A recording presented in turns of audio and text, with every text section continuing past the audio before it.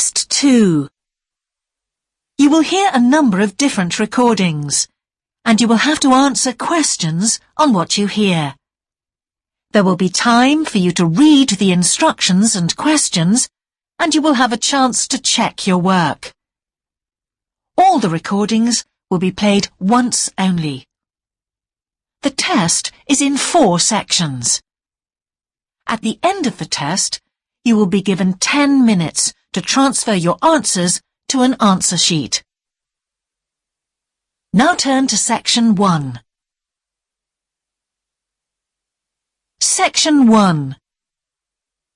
You will hear a student talking to the student accommodation officer at a college. First, you have some time to look at questions 1 to 5.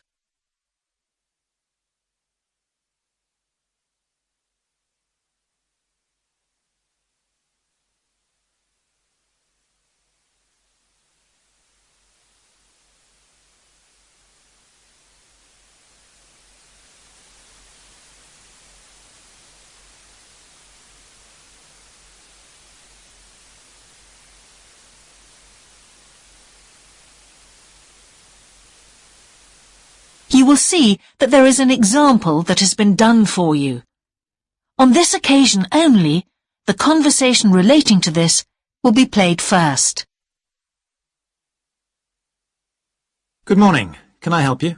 Yes, I've just been accepted on a course at the university, and I'd like to try and arrange accommodation in the hall of residence. Yes, certainly.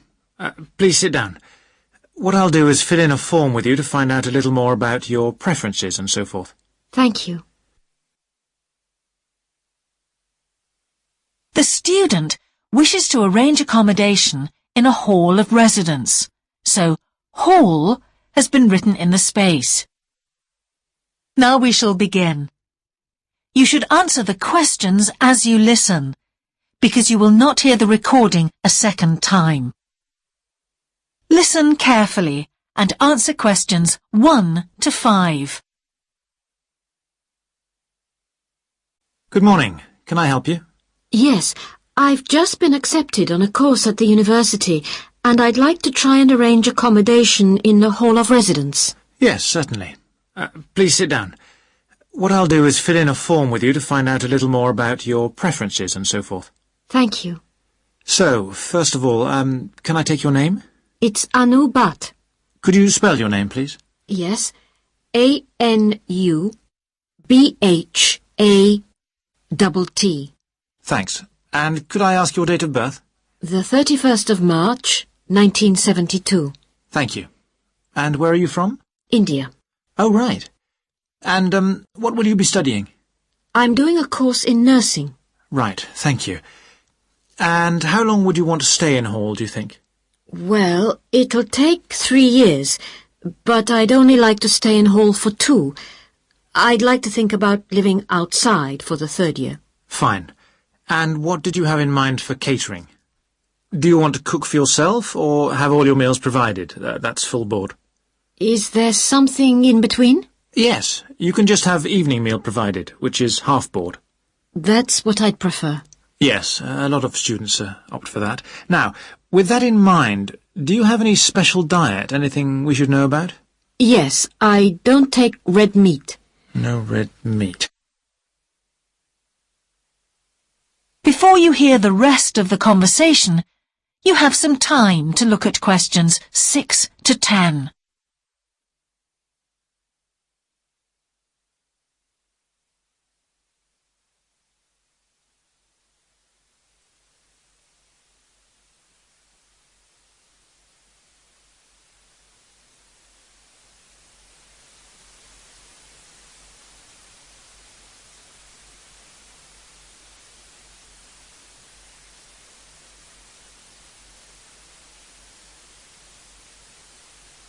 Now listen and answer questions 6 to 10. Now, thinking about the room itself, we have a number of options. You can have a single study bedroom, or you can have a shared one. These are both what we call simple rooms.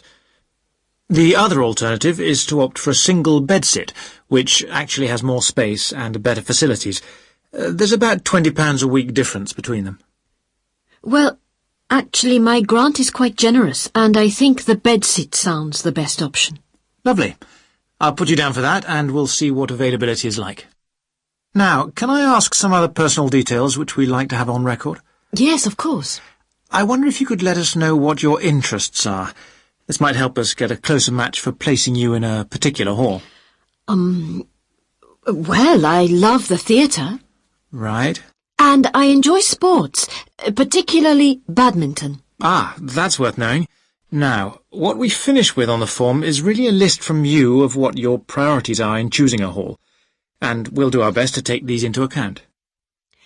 Well, the first thing is I'd prefer a hall where there are other mature students, if possible. Yes, we do have halls which tend to cater for slightly older students. And I'd prefer to be out of town. That's actually very good for you, because we tend to have more vacancies in out-of-town halls. Lucky. Yes. Anything else?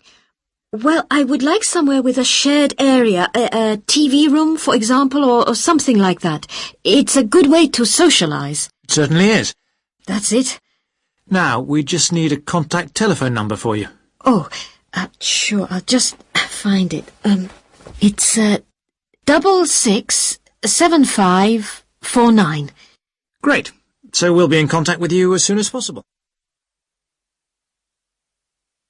That is the end of section 1.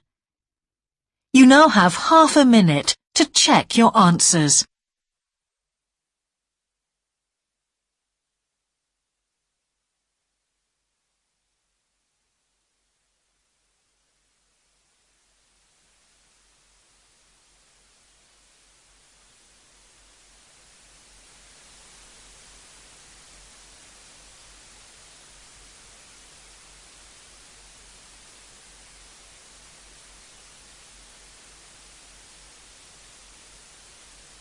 Now turn to section 2.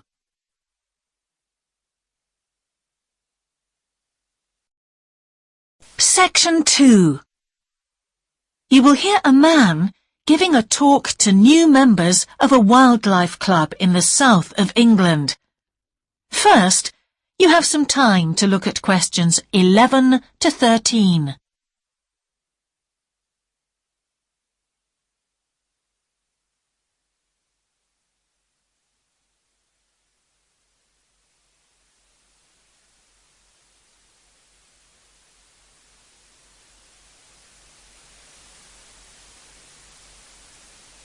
Now listen carefully and answer questions 11 to 13.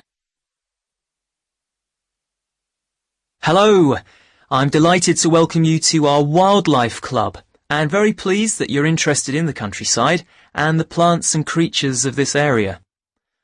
I think you'll be surprised at the variety we have here, even though we're not far from London.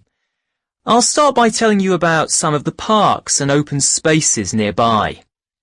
One very pleasant place is Halland Common. This has been public land for hundreds of years, and what you'll find interesting is that the river Ouse, which flows into the sea 80 kilometres away, has its source in the common. There's an information board about the plants and animals you can see here, and, by the way, the common is accessible 24 hours a day. Then there's Holt Island, which is noted for its great range of trees. In the past, willows were grown here commercially for basket making, and this ancient craft has recently been reintroduced. The island is only open to the public from Friday to Sunday because it's quite small, and if there were people around every day, much of the wildlife would keep away. From there, it's just a short walk across the bridge to Longfield Country Park. Longfield has a modern replica of a farm from over 2,000 years ago. Children's activities are often arranged there, like bread making and face painting.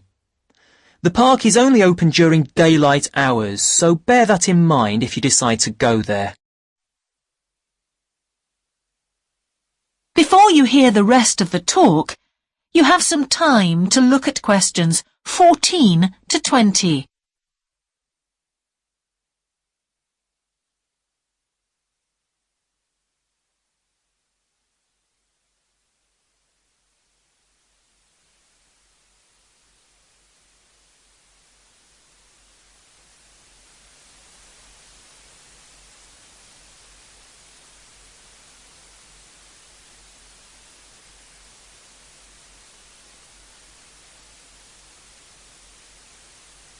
Now listen and answer questions 14 to 20. Longfield Park has a programme of activities throughout the year, and to give you a sample, this is what's happening in the next few days. On Monday, you can learn about herbs and how they've been used over the centuries. You'll start with a tour of our herb garden, practice the technique of using them as colour dyes for cloth, and listen to an illustrated talk about their use in cooking and medicine.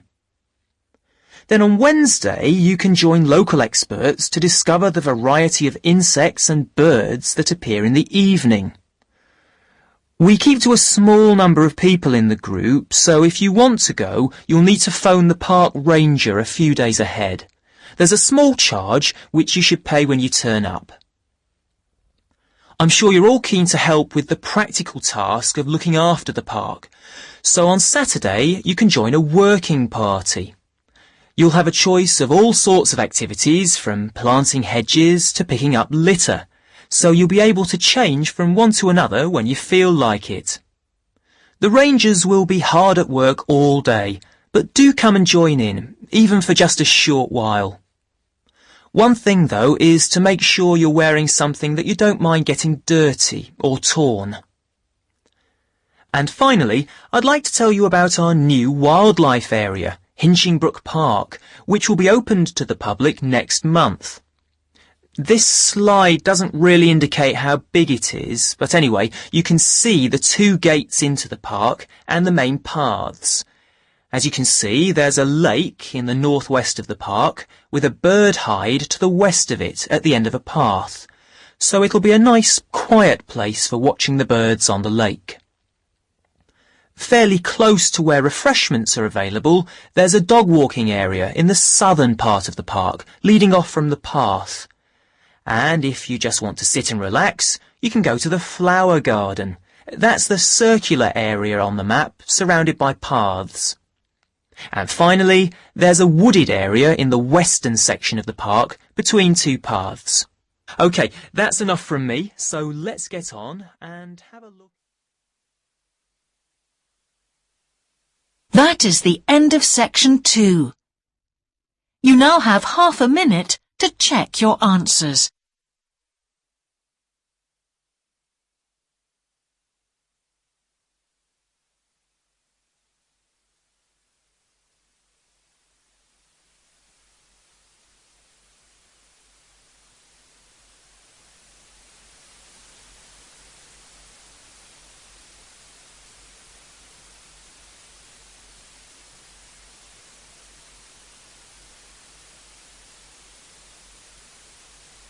Now turn to section 3.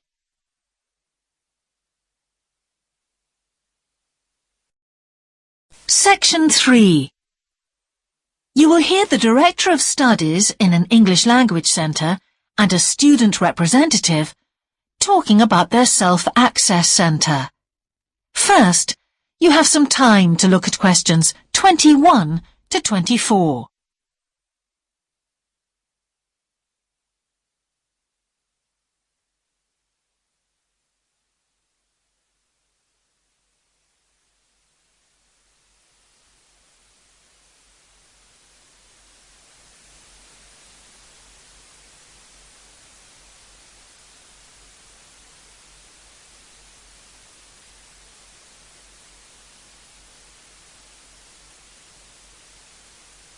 Now listen carefully and answer questions 21 to 24. Hi, Ewan. As you know, I've asked you here today to discuss the future of our Self-Access Centre. We have to decide what we want to do about this very important resource for our English language students. So, can you tell me what the students think about this? Well, from the students' point of view, we would like to keep it. The majority of students say that they enjoy using it because it provides a variation on the classroom routine, and they see it as a pretty major component of their course. But we would like to see some improvements to the equipment, particularly the computers. There aren't enough for one each at the moment, and we always have to share. Well, yes, the teachers agree that it is a very valuable resource, but one thing we have noticed is that a lot of the students are using it to check their personal emails. We don't want to stop you students using it, but we think the computers should be used as a learning resource, not for emails. Some of us also think that we could benefit a lot more by relocating the Self-Access Centre to the main university library building. How do you think the students would feel about that, Ewan? Well, the library is big enough to incorporate the Self-Access Centre, but it wouldn't be like a class activity anymore. Our main worry would be not being able to go to a teacher for advice. I'm sure there would be plenty of things to do, but we really need teachers to help us choose the best activities. Well, there would still be a teacher present, and he or she would guide the activities of the students. We wouldn't just leave them to get on with it. Yes, but I think the students would be much happier keeping the existing setup. They really like going to the Self-Access Centre with their teacher and staying together as a group to do activities. If we could just improve the resources and facilities, I think it would be fine. Is the cost going to be a problem? It's not so much the expense that I'm worried about, and we've certainly got room to do it, but it's the problem of timetabling a teacher to be in there outside class hours. If we're going to spend a lot of money on equipment and resources, we really need to make sure that everything is looked after properly.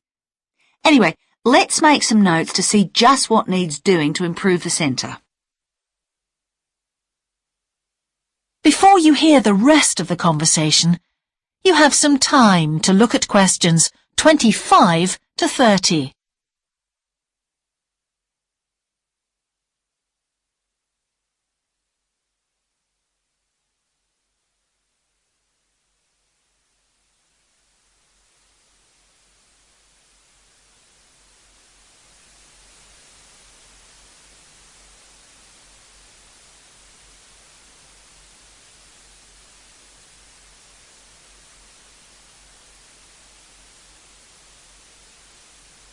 Now listen and answer questions 25 to 30. Now, what about the computers? I think it might be a good idea to install some new models. They would take up a lot less room, and so that would increase the workspace for textbooks and so on. That would be great. It is a bit cramped in there at times. What about other resources? Do you have a list of things that the students would like to see improved? Yes, one of the comments that students frequently make is that they find it difficult to find materials that are appropriate for their level, especially reading resources. So I think we need to label them more clearly. Well, that's easy enough. We can get that organised very quickly. In fact, I think we should review all of the study resources, as some of them are looking a bit out of date. Definitely. The CD section especially needs to be more current. I think we should get some of the ones that go with our latest course books and also make multiple copies. Good. Now, I was also thinking about some different materials that we haven't got in there at all. What do you think of the idea of introducing some workbooks? If we break them up into separate pages and laminate them, they'd be a great resource. The students could study the main course book in class and then do follow-up practice in the Self-Access Centre. That sounds good. OK, now finally we need to think about how the room is used. I'll have to talk to the teachers and make sure we can all reach some agreement on a timetable to supervise the centre after class. But we also need to think about security too, especially if we're going to invest in some new equipment. What about putting in an alarm? Good idea. The other thing I'd like to do is talk to our technicians and see whether we could somehow limit the access to email. I really don't want to see that resource misused. What about if we agree to only use it before and after class? Yes, that would be fine. OK, anyway, that's great for now.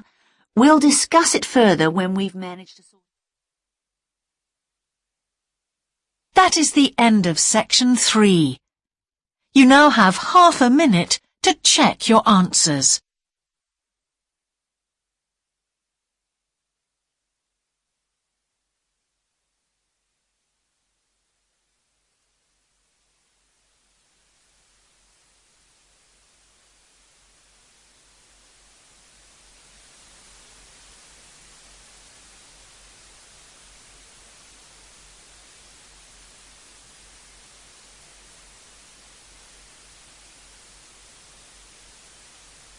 Now turn to section 4.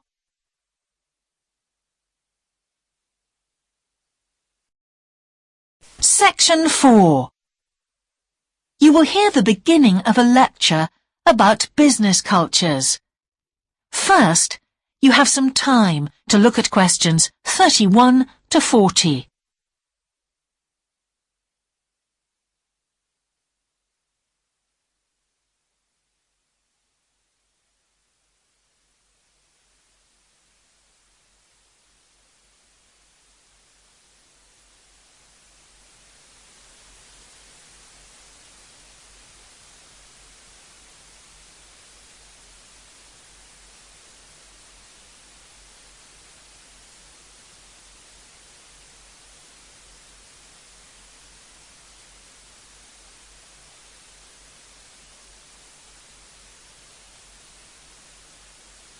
Now listen carefully and answer questions 31 to 40. Good morning, everyone.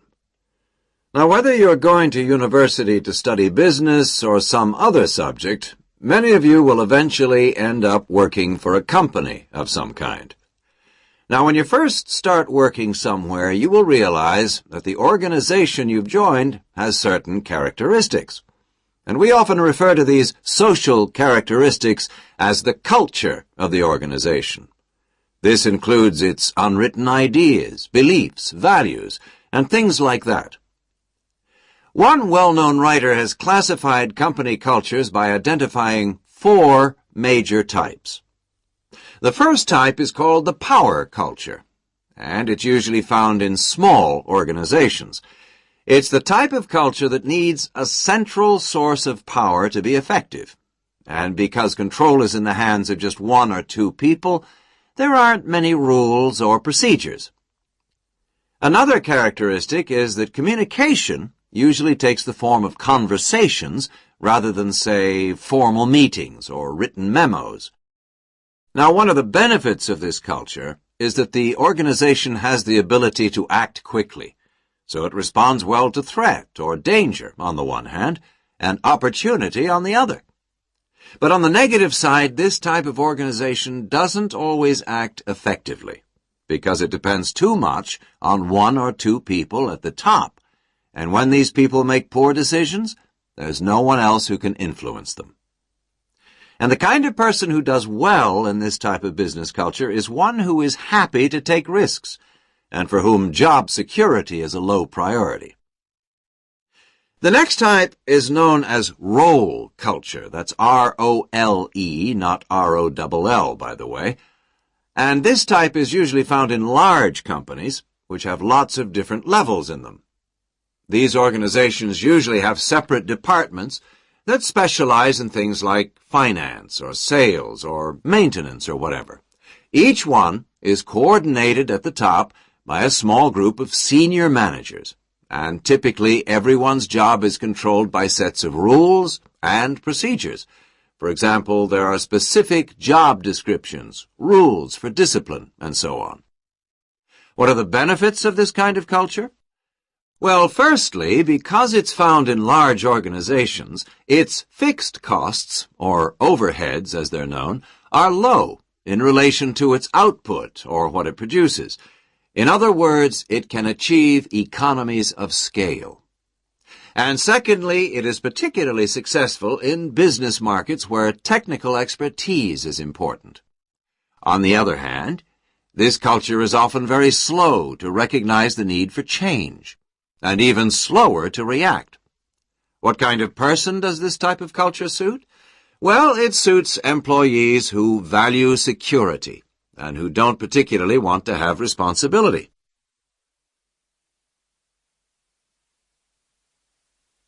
Moving on now to task cultures.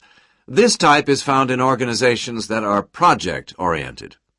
You usually find it where the market for the company's product is extremely competitive, or where the products themselves have a short lifespan. Usually, top management delegates the projects, the people, and other resources, and once these have been allocated, little day-to-day control is exercised from the top, because this would seem like breaking the rules. Now, one of the major benefits of this culture is that it's flexible. But it does have some major disadvantages, too. For instance, it can't produce economies of scale or great depth of expertise. People who like working in groups or teams prefer this type of culture. And finally, the fourth category is called the person culture. This type is quite unusual. That is the end of section 4. You now have half a minute to check your answers.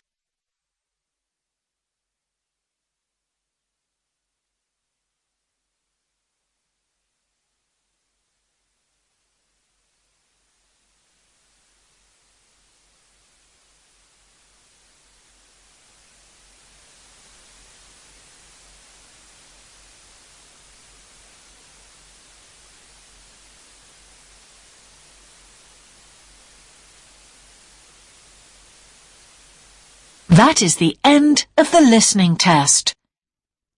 In the Ielts test, you would now have 10 minutes to transfer your answers to the answer sheet.